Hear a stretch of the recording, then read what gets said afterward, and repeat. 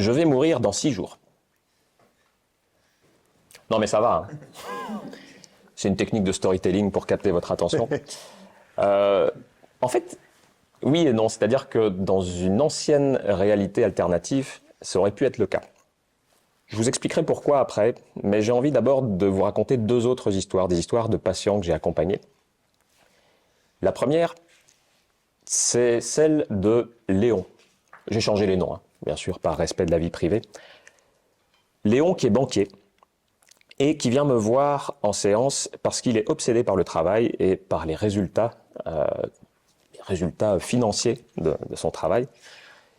Et il vient me voir parce qu'en fait, alors, j'ai déjà raconté l'histoire en formation, donc certains l'ont déjà entendu, mais parce qu'il veut moins aimer sa famille, pour moins penser à ses enfants et à sa femme lorsqu'il est au boulot, pour être plus productif et avoir des meilleurs résultats financiers.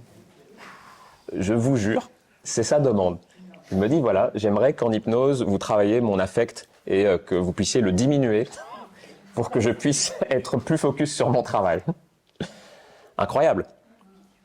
Alors, vous savez, c'est ce que je vous dis souvent en formation, c'est que la réalité de notre patient, c'est notre réalité. Donc on doit se conformer à l'objectif de la personne. Ce qui n'empêche qu'on peut quand même poser des questions. On peut essayer de creuser un petit peu la problématique et essayer de comprendre pourquoi est-ce que c'est si important pour ce monsieur d'avoir des résultats financiers de 30% d'augmentation chaque année de je ne sais plus quoi. Alors, c'est pas mon milieu, donc je ne comprenais pas tout ce que ce monsieur me disait. Mais en tout cas, voilà, j'ai commencé à lui poser ces questions. On est allé de plus en plus loin. On a finalement fait remonter des trucs de son enfance. Il m'a raconté qu'il avait été adopté, qu'il n'avait jamais ressenti d'amour de sa famille, qu'il s'était réfugié dans le travail et que c'était le seul endroit où il avait trouvé une sorte de validation sociale, etc., etc. Au bout d'une demi-heure, il était en larmes en train de me parler du manque affectif de ses parents, etc. Donc on n'était plus du tout sur la même problématique. Et on n'a jamais travaillé à abaisser son affect pour sa famille. On a travaillé justement son recadrage affectif par rapport à son enfance, etc. Et aujourd'hui, ce monsieur a trouvé un équilibre parfait entre le travail d'un côté et sa famille de l'autre. Et il est tout à fait épanoui. Donc, première histoire, l'histoire de Léon le banquier. Deuxième histoire, c'est celle de Pierre. Alors Pierre, c'est un monsieur qui vient me voir en me disant, voilà, j'ai pu prendre que 4 rendez-vous avec vous parce qu'en fait, dans 4 mois, je vais en prison.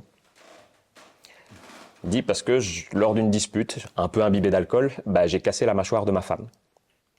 Alors, ça fait drôle parce qu'effectivement, on a tendance en tant que thérapeute d'accompagner plutôt les victimes que les bourreaux. Donc c'est rare, c'est très très rare d'en avoir en cabinet, en consultation.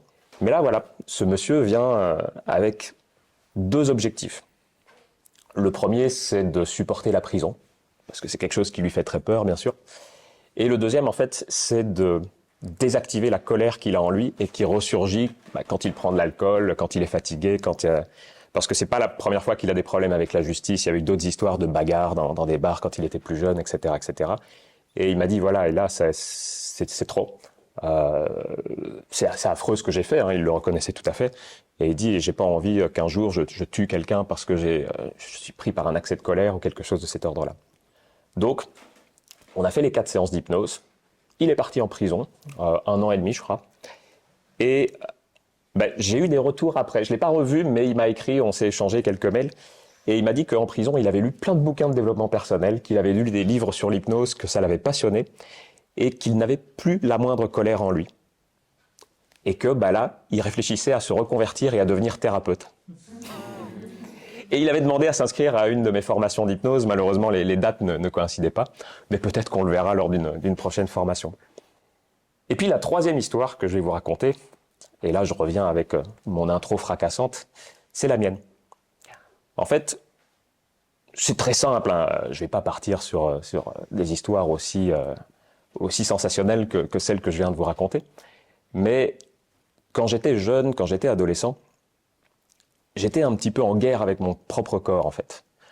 Non pas que je ne m'appréciais pas, hein, j'ai jamais vraiment eu de problème par rapport à ça, mais c'était plus que mon corps me faisait souffrir.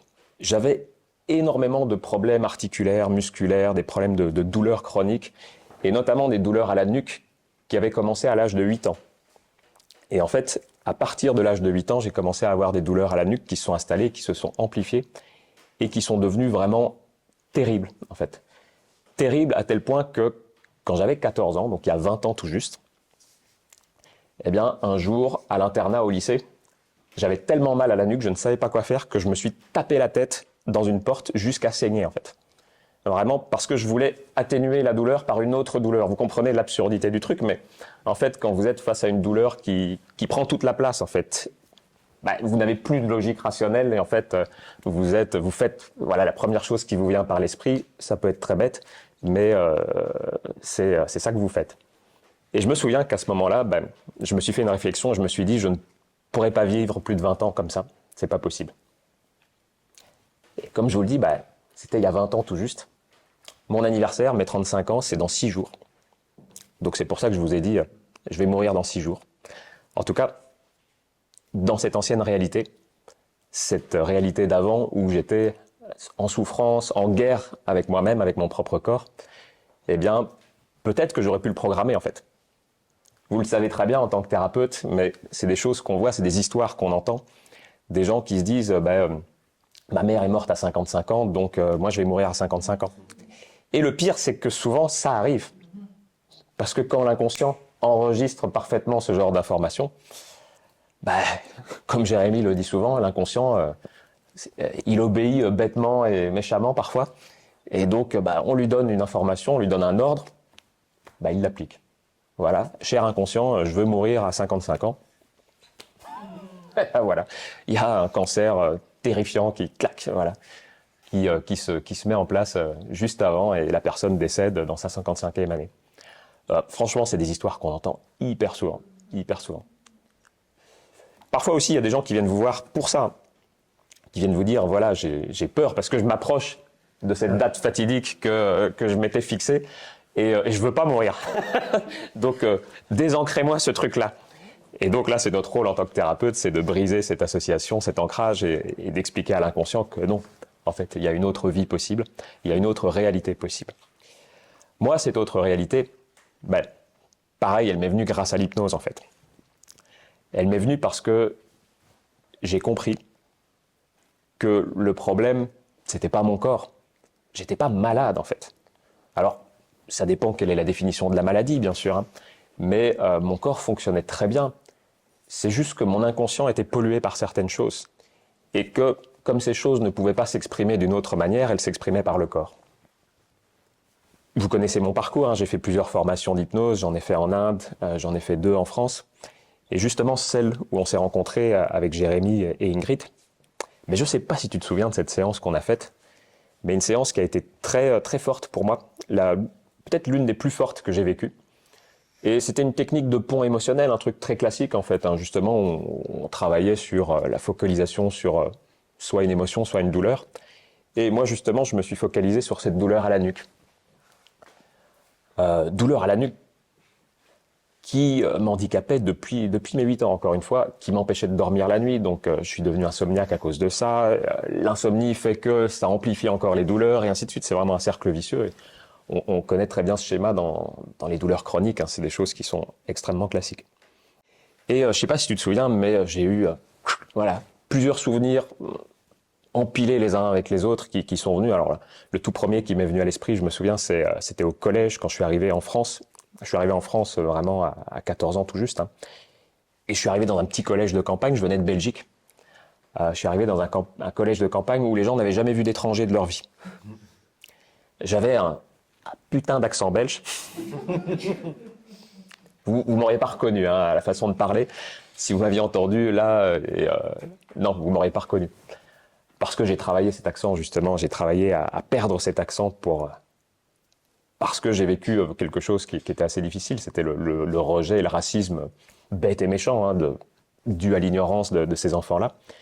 Et donc oui, il y avait un souvenir où il y avait des gars du collège qui m'avaient attendu à la sortie du collège avec une batte de baseball pour me taper dessus.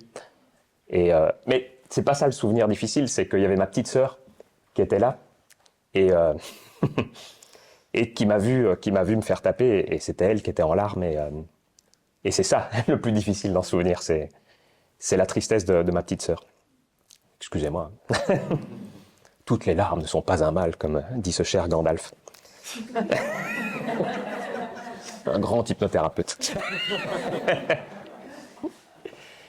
Et puis le deuxième souvenir qui est revenu, et ça c'était vraiment le souvenir racine, c'est un souvenir très bête, encore une fois, pour un regard d'adulte, c'est très très très absurde, mais c'était une dispute de mes parents quand j'avais 8 ans. Et en fait, mes parents se sont disputés, ma mère est sortie en claquant la porte, et dans ma tête d'enfant de 8 ans, je me suis dit, ma mère va partir pour toujours, je vais jamais la revoir. Et en fait, c'est ce souvenir-là qui s'est cristallisé.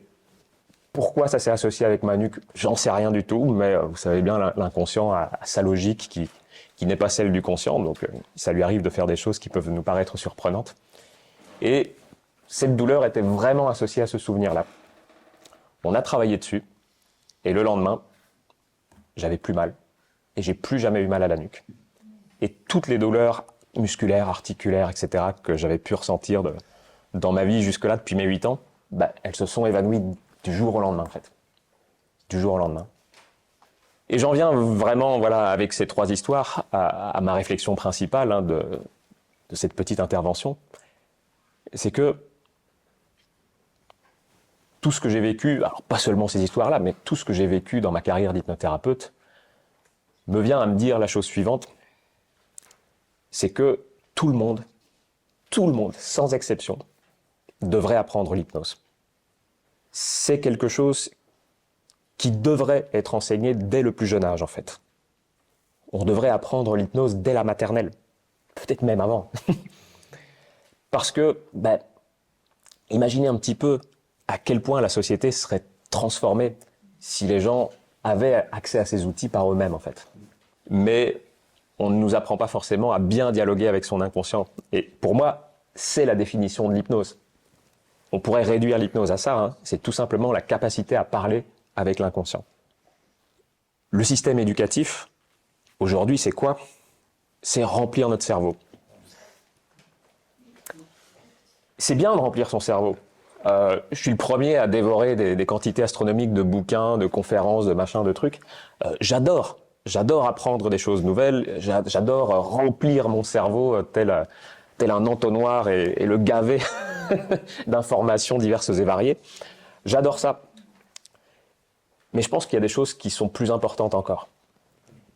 Et je pense que la première, c'est justement de comprendre comment il fonctionne son cerveau. C'est de comprendre comment fonctionnent les émotions et que nous ne sommes pas soumis à nos émotions, en fait. Qu'on peut avoir un rôle à jouer, on peut dialoguer avec, on peut les maîtriser, on peut les comprendre. Rien que ça. Se demander, tiens, cette émotion, qu'est-ce qu'elle m'apprend sur moi, d'où elle vient? Est-ce qu'il y a moyen de régler ça et puis de passer à autre chose plus facilement? Tout le monde devrait apprendre l'hypnose. Regardez un petit peu tous les problèmes qu'il y a dans le monde aujourd'hui. Les guerres, les gestions de crises épidémiques mal gérées, les luttes de classe, etc., etc. Quand on y réfléchit, ça part de choses toutes simples, en fait. Ça part de gens qui ont le même genre de problème que Léon, que Pierre, ou que moi, ou que tout un chacun, en fait. C'est des trucs qui n'ont pas été gérés, qui n'ont pas été réglés, qui sont restés, qui se sont encroutés dans l'inconscient, et qui ont fait que la personne, elle a trop de colère en elle, que la personne, elle a besoin à tout prix de se sentir validée socialement, etc. Donc, faire de la politique, devenir chef d'entreprise, de gagner beaucoup d'argent, etc. De devoir écraser le voisin pour exister, etc., etc. Tout ça, clairement, tous ces mécanismes toxiques qui ont un impact vraiment négatif sur le monde, sur notre société, etc., c'est pas des mécanismes naturels en soi. Je sais pas si vous avez suivi cette histoire, alors je sais plus dans quelles années ça s'est passé, mais vous avez un roman qui est très célèbre qui s'appelle Sa Majesté des Mouches. Eh bien, c'est tiré d'une histoire vraie. C'est l'histoire d'un avion qui s'est crashé sur une île déserte et il n'y a que des enfants qui ont survécu. Sauf que le livre est affreux et extrêmement pessimiste, puisqu'en fait, vous avez les enfants qui créent 2 clans, qui s'affrontent, il y en a qui deviennent cannibales, et puis il y a des morts, etc. Enfin, elle est affreuse, l'histoire, et elle m'a traumatisé quand j'étais gamin, parce que je me souviens, on avait dû l'étudier en cours, on l'avait vu au théâtre, au cinéma, enfin, j'en ai fait des cauchemars pendant des nuits. La vraie histoire, c'est pas du tout ça. La vraie histoire, c'est que ils ont créé une société hyper solidaire, En plus, il y a un des gamins qui s'est cassé la jambe parce qu'ils sont restés 1 an sur une île déserte avant d'être récupérés.